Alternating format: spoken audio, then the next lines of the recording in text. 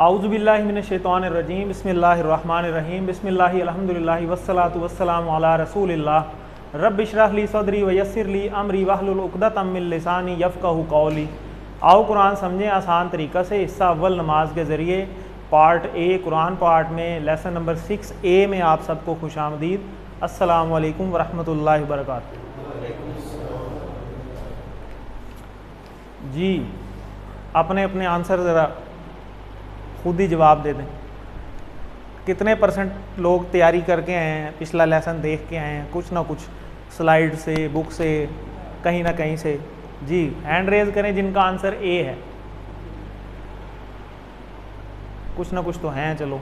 अच्छा, जिनका आंसर सिर्फ सी है 50%। अच्छा, जिनका 25% है, ये तो सब ही होते हैं, और कुछ होंगे आइंदा देख लेंगे, चलो खैर है। ज़िंदगी तो गुजर ही रही है, एक दिन आखिरी होगा, ठीक है ना, वो भी गुजर जाएगा। तो चलें, अल्लाह से उम्मीद अच्छे की रखनी चाहिए। मिन का क्या मायने है? सी आ गए। वैसे ये कहाँ से पढ़ा हमने? कोई निशानी? आऊज़ुबिल्लाहि मिनश्शैतानिर्रजीम, उसमें मिन आया था, ठीक है। तो सिरात,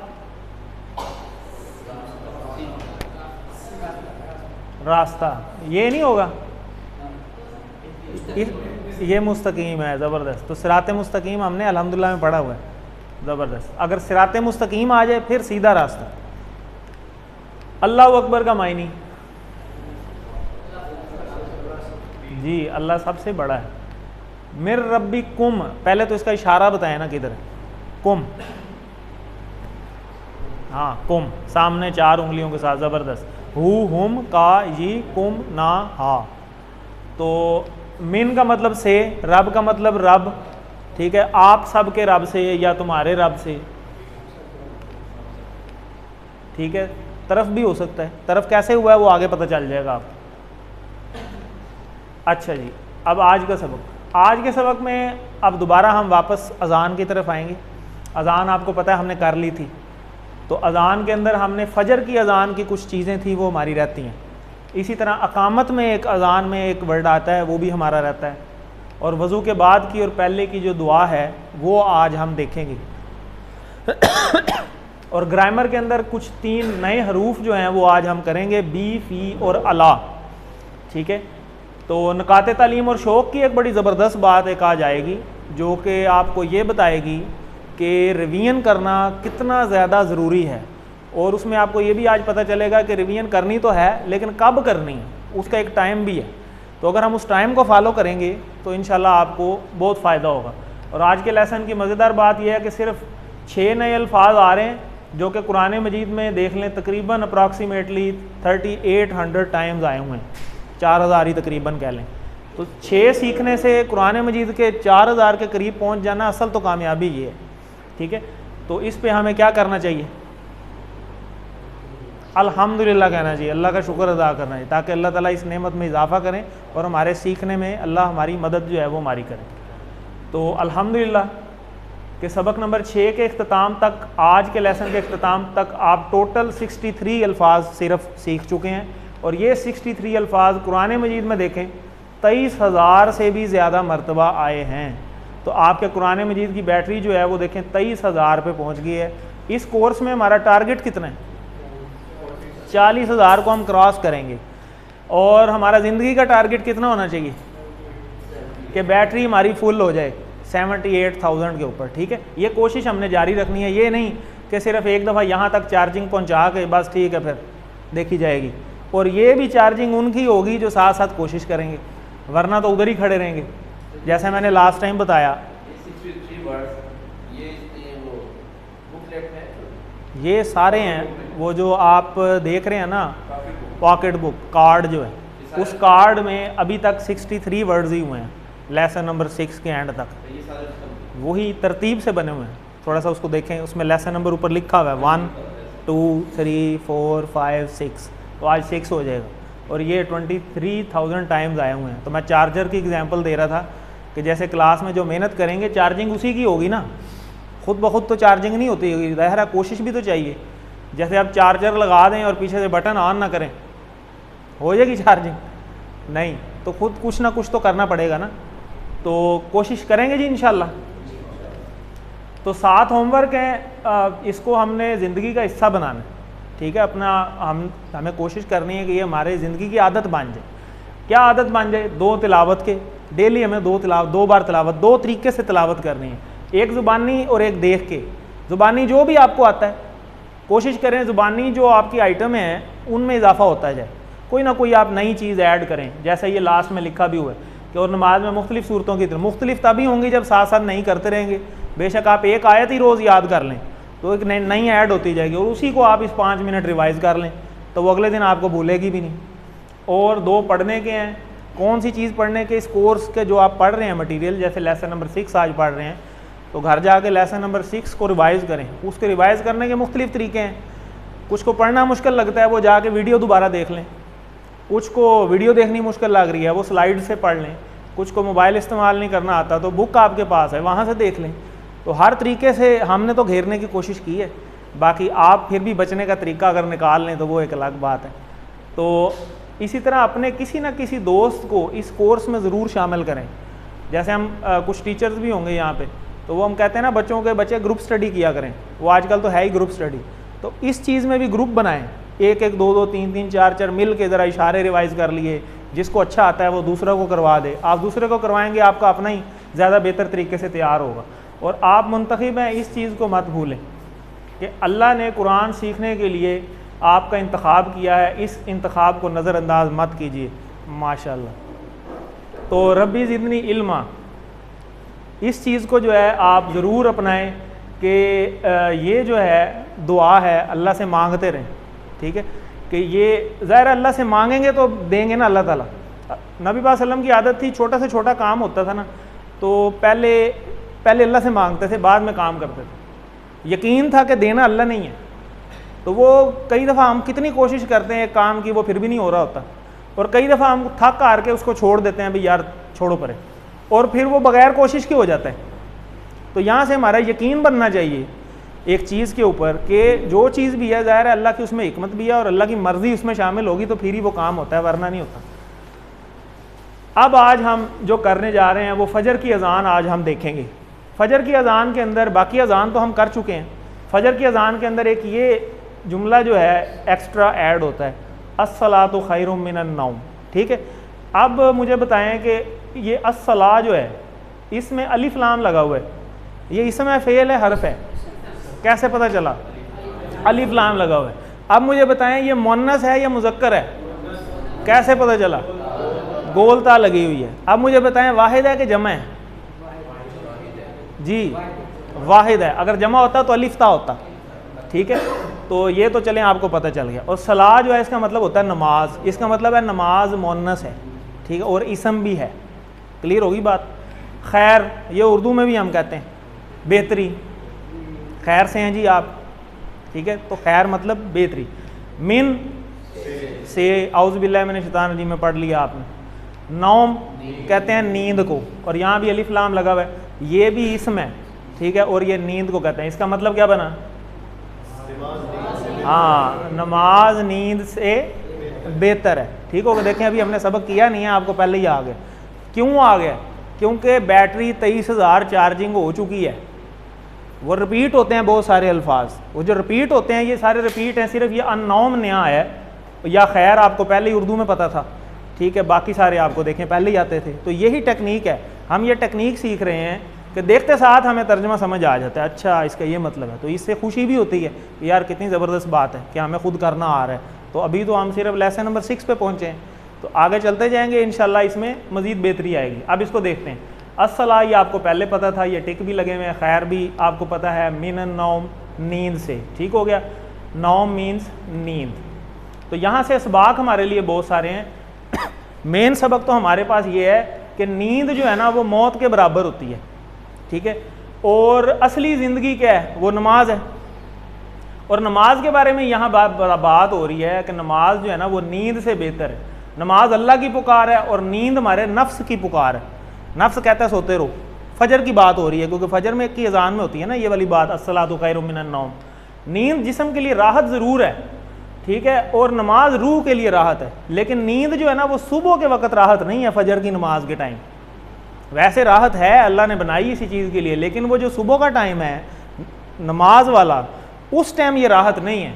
अगर आपकी अल्लाह ना करे नमाज मिस हो जाती है, आप सोए रह जाते हैं, आप अगर सोए रह जाते हैं, जब आप सो के उठते हैं ना, तो वो आपको एक अजीब सी सरदर्द भी हो रही होती है और एक जिस्म में एक अजीब सी वो थकावट भी होती है जो सारा दिन नहीं उतरती। क्यों? क्योंकि जो शैतान है ना वो रोज़ जब आप रात को सोते हैं ना तो वो जादू करता है और 3 दफ़ा मंत्र पढ़ता है। 3 दफ़ा हर मंत्र के ऊपर गिरा एक लगाता है, गिरा लगा के आपके ऊपर जादू करता है।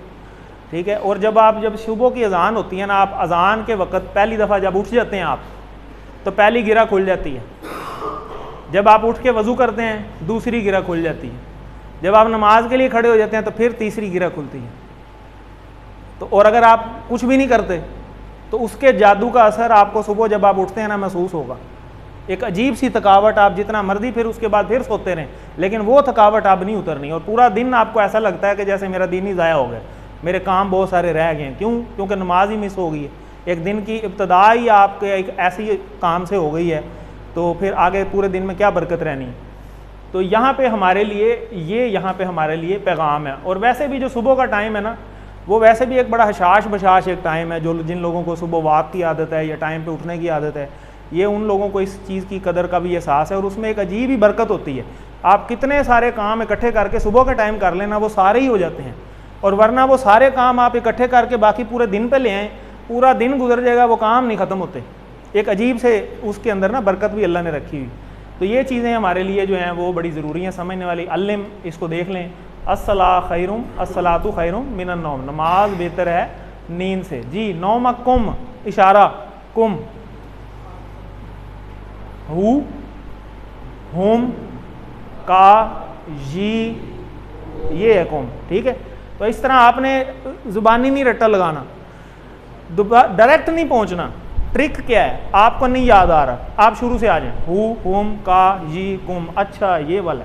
तो ऐसे आप शुरू में आपको ऐसे करना पड़ेगा, लेकिन एक वक्त आएगा फिर आपको करने की ज़रूरत नहीं पड़ेगी, क्योंकि वो यहाँ फीड हो जाएगा ना, फिर आप डायरेक्ट पहुँच जाएंगे। अच्छा, कुम यहाँ पे है, तो कुम मतलब आप सब, और नौम मतलब नींद। ठीक है, तो मतलब अब आपके सामने है आप सब की नींद। अच्छा, अब दूसरी बात, अगली बात कि जब अकामत होती है तो अकामत के वक़्त ये वाले अल्फाज बोले जाते हैं, कद कामत इस्सला। ठीक है, तो अस्सला आपको पहले ही पता है, नमाज। ठीक है, इसके बारे में बात हो गई है। कामत मतलब कहते हैं खड़ी हो गई। ठीक है, और कद कहते हैं यकीनन, यकीनन नमाज खड़ी हो गई। बात समझ रहे? यकीनन मतलब कि वाकई हकीकतन हो गई है, जैसे इंग्लिश में कहते हैं ना इंडीड। ठीक है, तो इंडीड का जो मीनिंग है यानी यकीनन, ये कद के मायने में यहाँ पे आता है। इसको हम अभी देख लेते हैं। कद कामत इस्सला, कद का मतलब अलबत्ता, इंडीड, ऑलरेडी, यानी हो चुका है ये काम। ठीक है, ये बताया जा रहा है, अलबत्ता खड़ी हो गई नमाज। ठीक है, अब वो जो पहले तो था ना फजर की के लिए, अब हो गई, एक होती है अजान और एक होती है अकामत। अजान होती है मस्जिद के अंदर नमाज का ऐलान, कोई भी नमाज है उसके लिए ऐलान हो रहा है कि नमाज का टाइम हो गया, उसके लिए अजान दी जाती है। अब ये जो अकामत होती है ये होता है ऐलान मस्जिद के अंदर जो लोग बैठे हैं उनके लिए। ठीक है, ये उनके लिए ऐलान हो रहा है कि नमाज खड़ी होने लगी है। लोग मुख्तलिफ हलकों में कई दफ़ा बैठे होते हैं, कुछ मस्जिद के सेन में बाहर बैठे हैं, नमाज फ़र्ज़ करें अंदर होनी है, तो जब अकामत हो रही है तो इसका मतलब देखें ना, समझें, अलबत्ता खड़ी हो गई नमाज। ये अंदर वाले जो मौजूद हैं मस्जिद के अंदर, उनके लिए ऐलान है कि बाकी हो सकता है कोई कुरान मजीद पढ़ रहा हो, या हो सकता है कोई जिक्र कर रहा हो, या हो सकता है अपना किसी वो सोच में बैठा हुआ है, तो उनके लिए ये ऐलान है कि बाकी सारे काम आप छोड़ दें और नमाज खड़ी होने लगी है उसकी तरफ आ जाएं। बात समझ रहे हैं? अब ये जिस तरह होता है कि अब नमाज खड़ी होने लगी है और उधर ऐलान हो रहा है कि कद कामत इस्सला, और देख भी रहे हैं कि नमाज खड़ी हो गई है, और इधर आके जनाब अपनी सुन्नतें नीयत के बैठ जाते हैं कि चलो मैं जब तक ये इन्होंने आखिरी रकत तक पहुँचना है इतनी देर में 2 सुन्नत पढ़ लेता हूँ अपने। तो ये कर लेना चाहिए हमें, क्यों जी? तर्जमे से सोचें ना, मसले को छोड़ें, तर्जमा देखें ना आपके सामने है। तर्जमा जब आपको कह रहा है कि नमाज खड़ी हो गई है तो इसका मतलब है कि फ़र्ज़ ज़्यादा ज़रूरी है अब के सुन्नत, अब फ़र्ज़ ज़रूरी हैं। उनको आप छोड़ें और इसमें शामिल हो जाएं, क्योंकि हमें तर्जमा नहीं ना आता तो इसलिए हमें बातें भी समझ नहीं आती। अब आपको पता चल गया, यहाँ पे ऐलान हो रहा है कि ऑलरेडी नमाज खड़ी हो गई है, भाई ऑलरेडी एक काम लेट हो गया, छोड़ दो सारा कुछ, मतलब यहाँ ये है, समझ आ गई बात सारों को। तो जब ये ऐलान हो जाए तो सारे काम छोड़ के फिर नमाज की तरफ आपने आ जाना है, फिर सुन्नत वगैरह और ये बाकी नफल वगैरह हर चीज़ छोड़ दें। हाँ, अगर पहले शुरू किए हैं तो वो अलग बात है, ठीक है, लेकिन अगर जब एक हो भी रही है उधर अकामत और इधर से आप फ़ौरन जल्दी जल्दी नीयत लें तो फिर कैसे, फिर वो उस चीज़ का फ़ायदा कोई नहीं। आगे चलते हैं। इसका मतलब है अलबत्ता हो चुका ऑलरेडी, कामत का मतलब खड़ी हो गई, अजान इस बात का, ये मैंने आपको सारी बात बता दी है। अब आते हैं हम, आज हमारे जो लास्ट पार्ट है उसमें हमने क्या करना है, वज़ू से पहले और बाद की दुआ हमने करनी है। तो ये भी बड़ी आसान है, इसमें से 70% तो ऑलरेडी आपको आती है। तो वज़ू से पहले हम क्या पढ़ते हैं, बिस्मिल्लाह, तो ये तो आपको पहले ही पता है, और बिस्मिल्लाहिर्रहमानिर्रहीम आप एक लेसन में कर भी चुके हैं, ठीक है।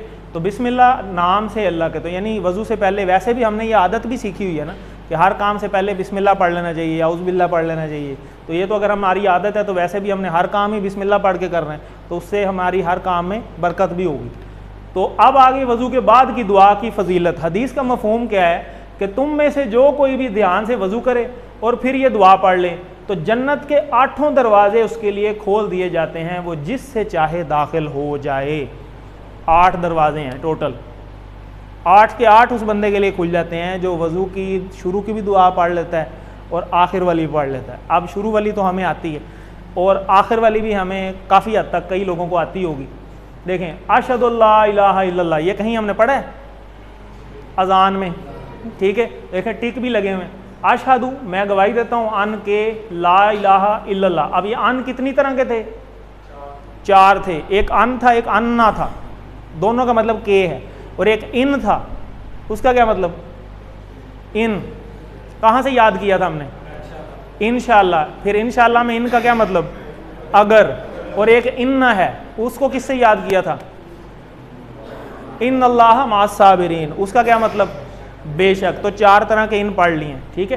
तो ये आ गया अशहदु अल्ला इलाहा इल्लल्लाह, मैं गवाही देता हूँ कि नहीं है कोई माबूद सवाए अल्लाह के।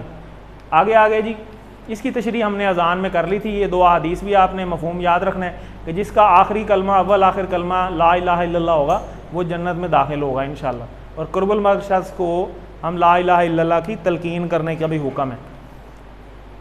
एमरजेंसी डॉक्टर की भी एक आपको लास्ट टाइम एग्जांपल हमने बताई थी कि ज़िक्र जितना ज़्यादा करेंगे, जो ज़िक्र पे चीज़ें, जो जिस चीज़ का भी जिक्र करेंगे, अगर दुनियावी किसी बातों का जिक्र आप करते रहते हैं हर टाइम, तो मौत के टाइम वही चीज़ ज़बान पे आती है। और अगर आप इस तरह के जिक्र में पढ़ जाएंगे तो इंशाअल्लाह अल्लाह ताला आपको तौफीक देगा। आगे जी, यहाँ से ये बात शुरू हुई है अशहदु अल्ला इलाहा इल्लल्लाह, आगे चल रही है वहदहू ला शरीका लहू, ठीक है। अब ये कौन सा, ये दूसरा कलमा तकरीबन चल रहा है, ठीक है, आता है ना सबको। तो ये वही चीज़ है, अशहदु अल्ला इलाहा इल्लल्लाहु वहदहू ला शरीका लहू, अभी आगे चलेगा।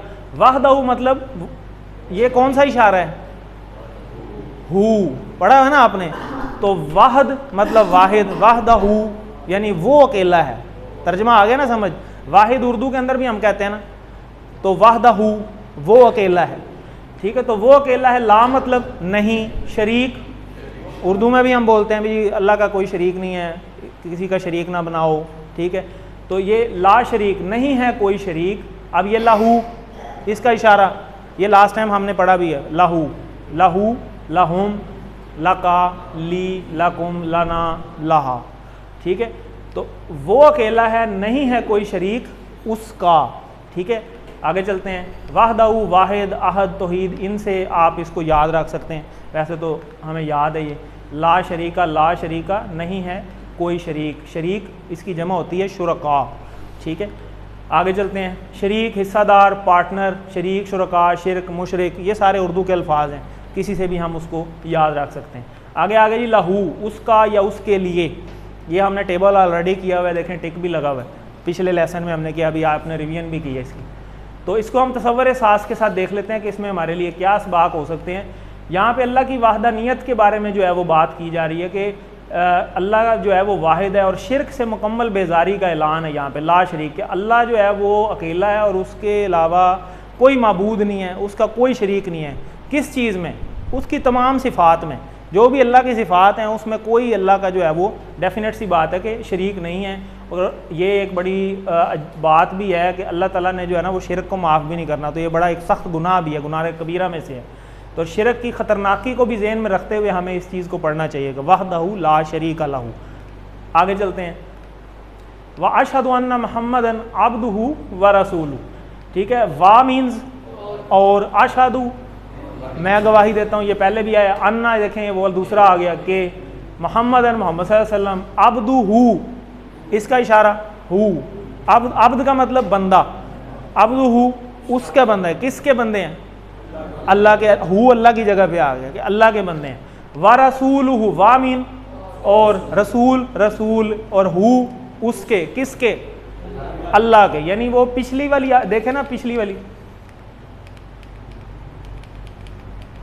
ये देखें यहाँ पे, ये पीछे जो बात चल रही है ये अल्लाह की चल रही है, ऐसे ही है ना, अशहदु ला इलाहा इल्लल्लाह। तो आगे फिर हु लग गए, जैसे हम ही शी लगा देते हैं इंग्लिश के अंदर, पहले नाम लिखते हैं फिर बाद में ही और शी और हिज और हर लगाना शुरू कर देते हैं। ठीक है, इसी तरीके से वाशहदु अन्ना मुहम्मदन अब्दुहु व रसूलुहु। देखें आपने खुद ही तर्जुमा बनाना शुरू कर दी है अल्हम्दुलिल्लाह। अभी हम छठे लेसन पे हैं, आगे आगे इंशाल्लाह जब आप चलेंगे तो मज़ीद आपकी स्पीड भी इंक्रीज़ होती जाएगी और आप खुद ही चीज़ों को समझते भी जाएंगे। तो इसको हम देखते हैं। देखें ये 3 लफ्ज़ आपने पहले पढ़े हुए हैं और ये 2 इशारों से आपने पहले खुद ही पहचान लिए हैं। तो आगे चलते हैं। अब्दुल्ला, जैसे उर्दू में हमने नाम भी लिखे होते हैं। ठीक है, अब्द का मतलब बंदा, अल्लाह अल्लाह का बंदा। ठीक है, तो यहाँ भी वही बात है, अब्दुहु उसके बंदे। किसके बारे में बात हो रही है? ठीक है, हु का मतलब अल्लाह के बंदे, और बंदा कौन है? मोहम्मद सल्लल्लाहु अलैहि वसल्लम के बारे में बात हो रही है। अब्द जो है वो मोहम्मद सल्लल्लाहु अलैहि वसल्लम के लिए आया है कि मोहम्मद सल्लल्लाहु अलैहि वसल्लम जो हैं वो अल्लाह के बंदे हैं और उसके रसूल हैं। ठीक है, और ये कहीं हम पढ़ते भी हैं रोज़ नमाज में, हाँ तशहुद में पढ़ते हैं। ठीक है, अत्तहियात के अंदर, तो उसके अंदर हम ये पढ़ते भी हैं, अल्लाह ने हमारे से रोज़ इस चीज़ की गवाही भी दिलवाई है। यहाँ से शुरू करते हैं ना पीछे, अशहदु अल्ला व अशहदु अन्ना मुहम्मदन अब्दुहु व रसूलुहु। तो ये गवाही हम रोज़ देते हैं नमाज के अंदर, जितनी दफ़ा भी अत्तहियात में बैठते हैं। तो नबी पाक सल्लम के बारे में भी गवाही देते हैं और अल्लाह के बारे में भी गवाही देते हैं। अब नबी पाक सल्लम के बारे में कौन सी गवाही दे रहे हैं? हम गवाही ये दे रहे हैं कि अल्लाह ने हमारे से गवाही कौन सी दिलवाई है। इसको ज़रा सोचने की ज़रूरत है, गौर व फिक्र की ज़रूरत है कि मैं गवाही देता हूँ कि मोहम्मद सल्लल्लाहु अलैहि वसल्लम उसके बंदे हैं और उसके रसूल हैं। ठीक है, यहाँ हमारे लिए बहुत सारे इसबाक हैं, उसको हम देखते हैं। अब्द का की जमा होती है इबाद, रसूल हु उसके रसूल, और वाह आ गया तो और उसके रसूल हैं। अब क्या हमारे इसमें से इसबाक निकल रहे हैं, उसको हम गौर करते हैं। ऊपर अजान के कलमात में इसकी तशरीह कुछ गुजर भी चुकी है, और यहाँ पर अब्द का मतलब के ऊपर जो है ना वो ज़्यादा फोकस है। पिछली उम्मतों ने क्या किया था अल्लाह के नबियों के साथ? किसी ने कहा बेटा है, किसी ने खुदाई बना दिया, किसी ने बेटियां बना दिया, किसी ने कुछ बना दिया। ठीक है, यानी शरीक बना दिया सिफ़ात के अंदर। ठीक है, जैसे हज़रत ईसा अलैहिस्सलाम के लिए कर दिया उन्होंने। ठीक है, और पिछली उम्मतों ने भी यही किया। तो यहाँ पे ये गवाही अल्लाह ताला ने हमारे से दिलवाई है ना नमाज के अंदर, इसका मकसद ही ये है कि वो जो शिरक है वो ख़त्म हो जाए। वो जो शिरक पिछली उम्मतें करती रही हैं, हम इसमें ना पड़ जाएँ कि अपने नबी को हम उस लेवल पर ना ले आएँ कि जी वो हमने अल्लाह के नौज़ बिल्ला बराबर कर दें या उससे भी आगे ले जाएँ। अब अल्लाह ताला ने क्या हमारे से गवाही दिलवाई है कि नबी पाक सल्लल्लाहु अलैहि वसल्लम उसके बंदे हैं और उसके रसूल हैं, बस। अब बंदों में वो सबसे बेहतरीन है, नो डाउट, लेकिन उससे आगे नहीं है कि हम उनको अल्लाह के बराबर ले जाएं या अल्लाह के से भी आगे ले जाएं, जैसे कि पिछली उम्मतों ने कर दिया था। वो गवाही हमारे से यहाँ डेली दिलवाई जा रही है कि इस काम में हमने नहीं पढ़ना, शरीक ही तो नहीं करना किसी भी काम में। अल्लाह के सिफ़ात में कोई शरीक नहीं है और अल्लाह का कोई रिश्तेदार भी नहीं है। कुल हुवल्लाहु अहद अल्लाहु समद लम यलिद वलम यकुल लहू कुफुवन अहद, उसमें हम यही गवाही दे रहे हैं। अल्लाह ने अपना वो हस्बो नफ्स बताया सारा, उसके अंदर आगे आ जाएगा हमारे, हम उसमें पढ़ेंगे भी कुल हुवल्लाहु अहद जब हम पढ़ेंगे तो उसमें सारी डिटेल अल्लाह ने बता दी है कि अल्लाह बेनियाज है। जो बेनियाज होता है ना वो ब्लैकमेल नहीं होता, उसका कोई रिश्तेदार नहीं है, उसको कोई परवाह नहीं है कि सारे जहन्नम में चले जाएँ, उसको कोई परवाह नहीं है कि सारे जन्नत में चले जाएँ। इसीलिए तो अल्लाह ताला जितने भी गुनाह होते हैं यूँ माफ़ कर देते। अल्लाह कहता है मुझे परवाह ही नहीं है, खैर है मेरे बंदे ने माफ़ी मांग ली, बस चलो ख़त्म हो गई। और फिर सिर्फ ख़त्म नहीं होती, वो जितने हम बाहर लगे होते हैं ना गुनाहों के, वो नेकियों में बदल जाते हैं। ऐसा बदला कोई देता है? ठीक है, हम तो माफ़ भी ऐसे करते हैं अगले बंदे को कि 60 साल बाद भी जो है ना उसको याद दिला देते हैं, ओ तू मेरे नाल बचपन इस तरह कीता सी ना एक बारी, चलो मैं तेन माफ़ कर देता सी, लेकिन फिर भी दुख मैनू हाले भी है, ठीक है। तो वो हम तो ऐसे माफ़ करते हैं, अल्लाह नहीं है, अल्लाह ऐसे नहीं है, अल्लाह ताला वो मिटवा देता है। अल्लाह ताला की देखे ना रहमान होना, इसीलिए तो हमने कहा था कि शिद्दत से मेहरबान, और उसकी सिफ़ात में है कि मुसलसल रहम करने वाला। तो वो फरिश्तों को क्या हुक्म है, हमारे राइट साइड पे नेकियां लिखने वाला है और बाएं साइड पे बुराइयां लिखने वाला। तो राइट साइड वाले को हुक्म ये है कि मेरा बंदा नियत करे ना नेकी की, तो तुमने लिख लेनी है कि इसने कर ली है। बात चेक करें ज़बरदस्त कि अभी नियत की है, अमल नहीं किया, सिर्फ नियत के ऊपर ही लिख लिया नेकी। और बुराई वाले को पता क्या हुक्म है, इसने बुराई कर भी ली है, फिर भी उसको हुक्म है कि एक वक्त तक तुमने नहीं लिखना, हो सकता है तौबा कर ले।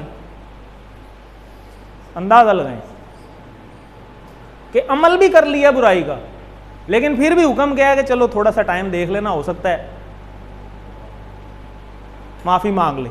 अच्छा, फिर जब अल्लाह माफ़ करता है फिर क्या करता है, ये वाला जो फरिश्ता है ना, इसका रजिस्टर साफ कर देता है, वाइट हो जाते हैं पेज।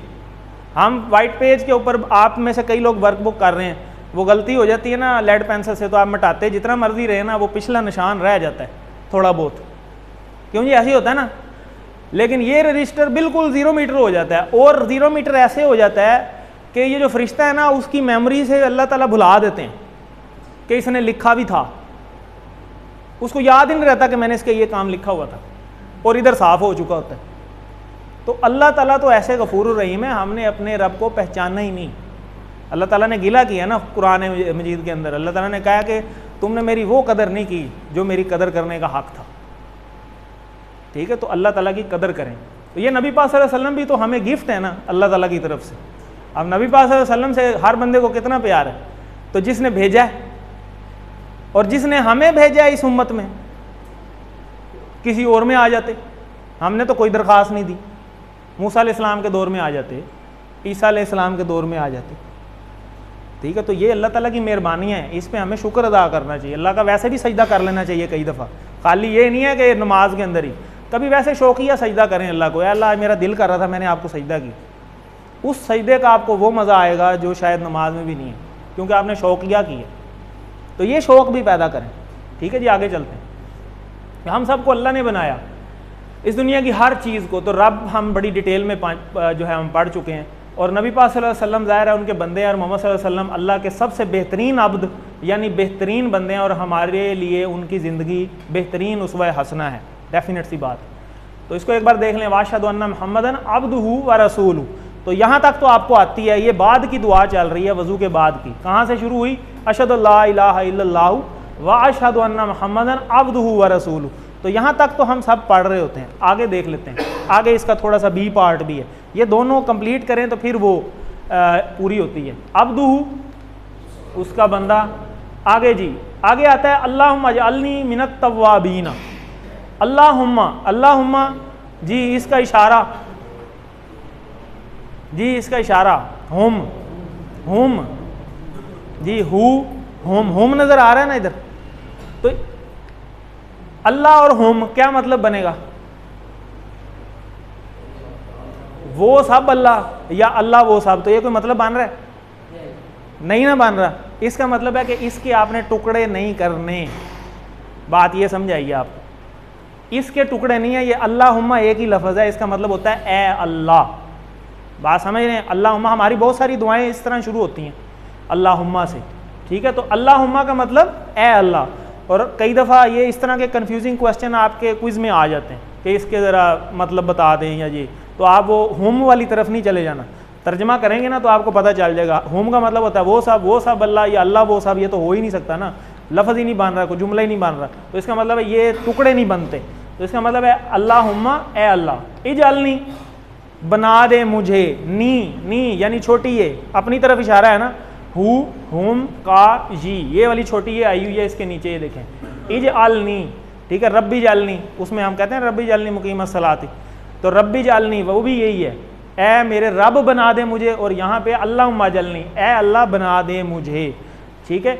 मुझे कहाँ से आया, छोटी ये से, मिन का से, ठीक है। औज़ु बिल्लाहि मिनश शैतानिर रजीम में आप पढ़ चुके हैं। अत्तवाबीन, ये इसम है, फेल है, हर्फ है जी, अलिफ लाम लगा हुआ है, पहली निशानी। और भी कोई निशानी है इसमें? या नून लगा हुआ एंड में, तो या नून लगा होता है, ये वाहिद होता है जमा होता है? जमा होता है। और या नून कब लगता है? जब दो ज़बर आ जाएं या दो पेश आ जाएं? दो ज़बर आ जाएं या दो ज़ेर आ जाएं तो या नून लग जाता है। इसका मतलब होता है, इसका मतलब है ये ताबुन या ताबिन कुछ इस तरह का लफ्ज़ होगा जिससे तव्वाबीन बन गया, तव्वाबुन या तव्वाबिन, ठीक है, सिंगुलर के लिए। तो इसका मतलब होता है खूब तौबा करने वाला, खूब तौबा करने वाले, ठीक है। तो ए अल्लाह बना दे मुझे खूब तौबा करने वालों में से। तौबा की तौफीक कहाँ से मिलती है? अल्लाह की मर्ज़ी से। तो यही तो दुआ कर रहे हैं कि ए अल्लाह मुझे बना दे खूब तौबा करने वालों में से। और आगे देखें, अल्लाहुम्मा, ए अल्लाह, इज अलनी, इज अल ये हम पढ़ेंगे आगे मिड के बाद, तो आपको इसका इशारा भी बताएंगे। अभी आप इसका सिर्फ तर्जमा देख लें। बना दे नी मुझे, मिन से, ताब पलटा, ताइब पलटने वाला, और तव्वाब होता है बार बार पलटने वाला। तो तव्वाब से ये लफ्ज़ बना है तव्वाबीन, तव्वाबन या तव्वाबिन से बना होगा तव्वाबीन, ठीक है। तो तव्वाबीन मतलब खूब तौबा करने वाला, बार बार तौबा करने वाला, यानी तौबा मतलब होता है पलटना, ठीक है। तो हम क्यों खूब तौबा करने वाले के लिए कह रहे हैं? क्योंकि इंसान खता का पुतला है, हमारे से तो बार बार गलतियाँ होती हैं। पहले हम तौबा करते हैं, हम फिर गलती करते हैं, हम तौबा करते हैं, फिर गलती कर बैठते हैं, तौबा करते हैं, फिर गलती कर बैठते हैं। और शैतान हमें मायूस कर देता है कि यार तूने तो इतनी दफ़ा तौबा कर लिया, तेरा तो अब तौबा ही नहीं कबूल होने। ये हमें मायूस कर देता है अल्लाह से। हालांकि अल्लाह का तो ऐसा हुक्म नहीं। अल्लाह कहता है आसमानों तक गुनाह लगा दो, छत तक, फिर एक दफ़ा कह दो मेरी तौबा, तो अल्लाह सारी माफ़ कर देता है। और सिर्फ माफ़ नहीं करता, वो कन्वर्ट भी कर देता है नेकियों में, ठीक है। सिर्फ माफ़ी नहीं है अल्लाह ताला की तरफ, वो कन्वर्जन भी है। दो चीज़ें हैं, तो ये दोनों चीज़ें देखनी है। तो तव्वाब से मिनत तव्वाबीन। इसी तरह आगे चल रही है ये दुआ, वज अलनी, वामीन और, इज अल बना दे, नी मुझे, और बना दे मुझे, मिन से, अल मुतताहिरीन तहारत से, तहारत होती है पाकीज़गी, ठीक है। तो अल मुतताहिरीन पाक साफ रहने वालों में से। यहाँ तक ये दुआ चलती है। कहाँ से शुरू हुई? अशहदु अल्ला इलाहा इल्लल्लाहु व अशहदु अन्ना मुहम्मदन अब्दुहु व रसूलुहु। और आगे ये अल्लाहुम्मा जअलनी मिनत तव्वाबीना वजअलनी मिनल मुतताहिरीन। तो यहाँ तक आप शुरू में बिस्मिल्लाह पढ़ ली, एंड में ये दुआ पढ़ ली, तो क्या फजीलत हासिल हुई? जन्नत के 8 दरवाजे खुल गए, जिससे चाहोगे दाखिल हो जाओगे अगर मौत आ गई, ठीक है। तो ये अब सारी आपने याद करनी है। ज़रा सुनाए कोई शुरू वाली सुना दें जी, आप सुना दें।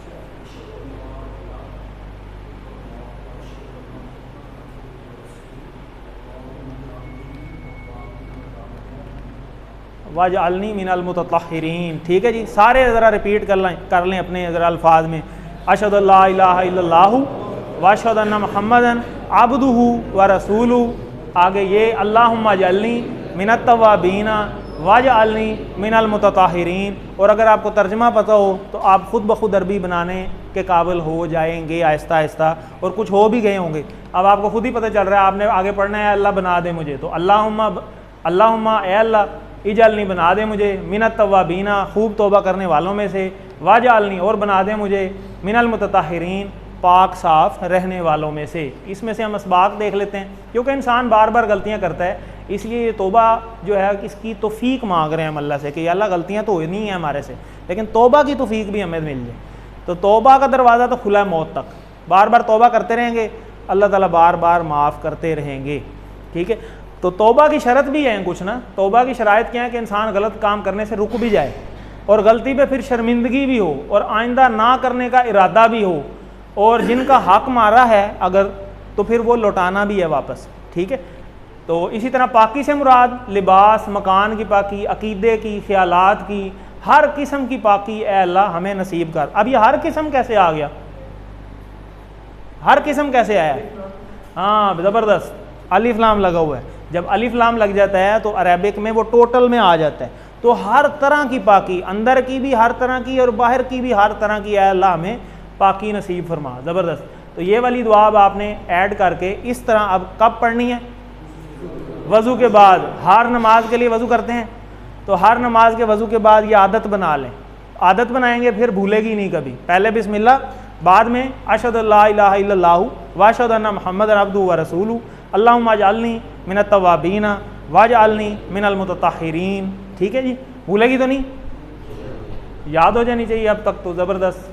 आगे चलें, इजअलनी बना दे मुझे या बना मुझे। अत्तवाबीन का तर्जुमा खूब तौबा करने वाले, बार बार तौबा करने वाले, एक ही मतलब। जो वज़ू के बाद ये दुआ पड़ेगा तो जन्नत के 8 दरवाजे खुल जाएंगे। अल मुतताहिरीन का मायनी वो लोग जो, एक से ज़्यादा जवाब हो सकते हैं जी, सारे ही हैं माशाल्लाह। इसी तरह सच्ची तौबा करने का तरीका ये है कि क्या करे वो जी, इसमें भी सारे ही हैं। ठीक है, ये हुकूकुल इबाद में से है ना। आगे चलें, वज़ू के बाद दुआ में तौहीद पर जोर दिया गया है। कितनी दफ़ा? 3 बार। ठीक है, उसको ज़रा एक दफ़ा गौर से देखेंगे, पता चल जाएगा। चलें जी, यहाँ तक हमारा लेसन का पार्ट A कंप्लीट हुआ।